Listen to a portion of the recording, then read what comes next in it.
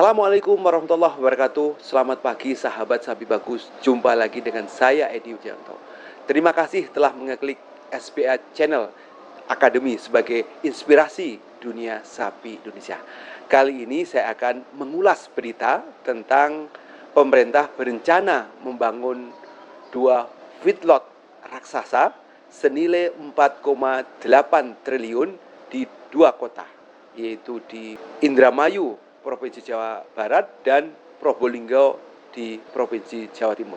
Nah, kita ketahui bahwa kebutuhan daging sapi di negeri kita dari hari ke hari mengalami kenaikan yang signifikan. Namun, pasokannya terutama dari sapi lokal dari hari ke hari mengalami penurunan. Ini terbukti adalah populasi sapi selama 10 tahun terakhir ini mengalami penurunan yang signifikan. Sehingga konsekuensinya kebutuhan daging sapi ini banyak dipaksok dari impor, yaitu berupa bakalan sapi-sapi impor dan daging beku yang diimpor dari Australia maupun dari India dalam bentuk daging kerbau. Nah, sahabat, rencana pemerintah ini itu seperti apa? Nah, yang pasti adalah mendirikan feedlotter. Feedlotter adalah suatu usaha peternakan skala industri di mana tentunya proses penggemukannya baik bakalan, pakan maupun proses kesehatan dan pemasarannya sudah dilakukan secara industri, di mana ini sudah dilakukan oleh feedlotter yang sudah ada di Indonesia, di mana feedlotter di Indonesia ini sudah lebih dari 30 tahun beroperasi dan jumlahnya sekitar 50 perusahaan yang berada di daerah Lampung, di Pulau Jawa, terutama Jawa Barat, maupun di daerah Sumatera Utara. Nah, sahabat, bagaimana dampaknya terhadap kondisi peternakan sapi kita?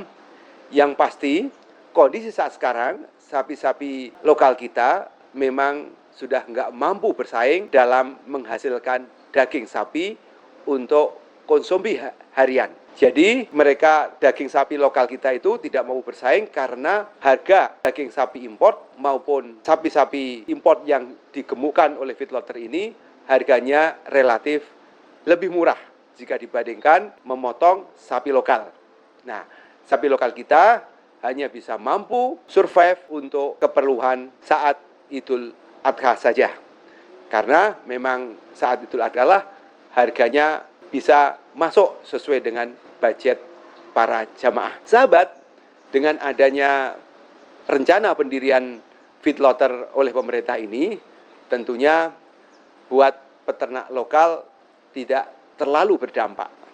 Namun bagi feedlotter yang sudah berjalan selama ini, yang kapasitasnya ada yang 5.000, 10.000, bahkan ada yang sampai 30.000 ekor, itu tentunya akan bersaing ketat dengan feedlot yang akan didirikan oleh pemerintah. Apabila pemerintah tetap membuka keran impor daging beku. Namun dengan pendirian feedlot tersebut oleh pemerintah, apabila diimbangi dengan pengurangan daging impor atau bahkan pemberhentian daging impor, maka tentunya akan berdampak positif bagi perekonomian kita. Nah, kenapa pemerintah sekarang sudah sadar bahwa dengan mendirikan feedlot akan jauh lebih memberikan manfaat kepada perekonomian secara luas jika dibandingkan dengan harus mengimpor daging beku. Karena daging beku itu sifatnya hanya memberikan manfaat buat konsumen. Artinya daging beku yang diimpor dari luar langsung masuk ke pasar dan dikonsumsi oleh konsumen tanpa banyak nilai tambahnya. Namun apabila yang kita produksi adalah sapi-sapi yang diimpor dalam bentuk bakaran, maka di situ akan banyak memberikan manfaat bagi masyarakat, terutama dari kalangan industriawan menjadi peluang, dari kalangan perbankan bisa memberikan manfaat dengan pembiayaan tersebut. Nah, bagi tenaga kerja akan menambah penyerapan tenaga kerja. bagi industri pakan ternak, di mana harus disediakan hijauan maupun disediakan pakan konsentrat, tentunya bahan-bahan pakan untuk ruminansia ini ternyata sebagian besar atau sekitar 60-70% adalah bahan pakan lokal. Sedangkan yang 30-20% hanyalah bahan impor seperti SBM, DDGS maupun premixnya. Jadi tentunya akan memberikan manfaat lebih besar bagi industri pakan konsentrat buat perekonomian dengan adanya pendirian feedlot tersebut.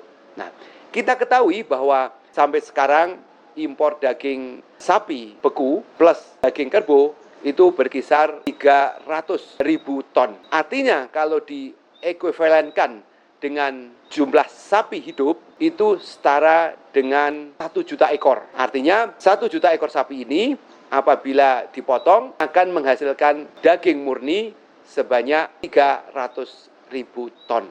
Nah, bisa membayangkan apabila 1 juta ekor sapi sebagai pengganti impor daging beku ini, itu apabila dipelihara oleh feedlot, misalnya feedlot raksasa rencana oleh pemerintah ini anggap saja itu bisa menampung sekitar 400.000 ekor dalam setahun, berarti itu bisa dipelihara atau dipanen selama 3 kali apabila masa pemeliharaannya itu 4 bulan. Berarti rata-rata sebulan bisa memelihara 50 ekor dalam satu feedlot, berarti untuk 2 feedlot bisa menghasilkan 100.000.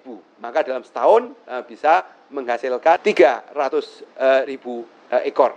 Artinya ini sangat membantu. Nah, sedangkan sisanya akan dioptimalkan lewat feedlot-feedlot yang ada yang berjumlah sekitar 50 perusahaan. Nah, sahabat, tentunya kita menyambut positif atas rencana pemerintah ini mendirikan feedlot raksasa di 2 kota tersebut. Dengan syarat untuk impor daging beku tentunya dikurangi, syukur-syukur dihentikan. Sehingga kita benar-benar mampu menjadi swasembada daging sapi walau bakalan tersebut itu masih diimpor dari Australia. Seperti halnya kita mendatangkan industri otomotif seperti Toyota atau mobil-mobil dari Cina, itu kandungan lokalnya juga sudah cukup lumayan banyak, cuma mesin atau engine-nya tetap kita import dari Jepang maupun Cina.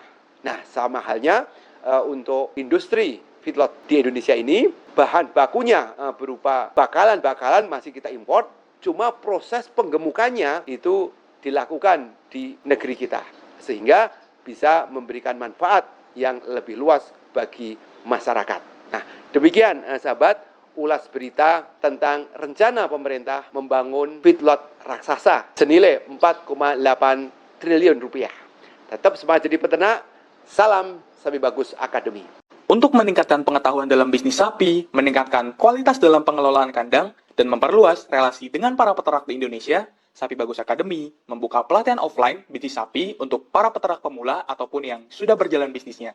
Selain pelatihan offline, Sapi Bagus Academy juga menyediakan program pembelajaran digital seperti e-book dan e-course. Saat ini, e-book yang tersedia adalah e-book panduan komprehensif bisnis sapi potong yang menjelaskan secara detail step by step memulai bisnis sapi potong. Materi yang ada di e-book ini juga lengkap dari hulu ke hilir sehingga pembaca akan mendapatkan pemahaman mendalam terkait bisnis sapi potong yang ada di Indonesia. Selain itu, e-course pelatihan bisnis sapi juga tersedia dengan 7 modul seperti mindset pebisnis sapi yang sukses, peta dan prospek bisnis sapi, infrastruktur kandang, manajemen operasional kandang, manajemen pakan hijauan dan konsentrat, manajemen kesehatan sapi, sampai dengan analisa usaha dan pemasaran sapi. Model pembelajarannya pun mudah, yaitu berupa video digital yang bisa diakses dimanapun dan kapanpun. Untuk pemesanan program pembelajaran Sapi Bagus Academy, silakan menghubungi nomor di bawah ini ya, atau bisa langsung DM Instagram kami di @sapibagusacademy. Baik sahabat, sampai jumpa di video selanjutnya. Tetap semangat jadi peternak, salam Sapi Bagus.